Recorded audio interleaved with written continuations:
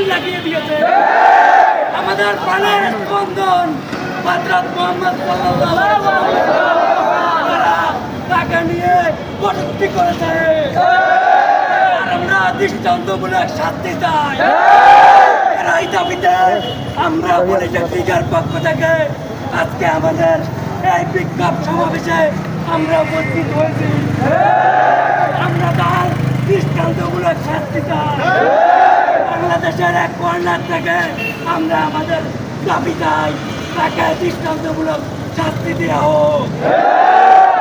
বিশ্ব নবীর অপমান চলবে না রে মুসলমান, চলবে না রে মুসলমান। বিশ্ব নবীর অপমান, তোমার নেতা আমার নেতা, বিশ্ব নবীর মুস্তাফা, বিশ্ব নবী মুস্তাফা, তোমার নেতা আমার নেতা, তিনি ইসলাম জিন্দাবাদ জিন্দাবাদ, সাবিলুনা সাবিলুনা, আল জিহাদ আল জিহাদ, আল জিহাদ আল জিহাদ। সাবিলুনা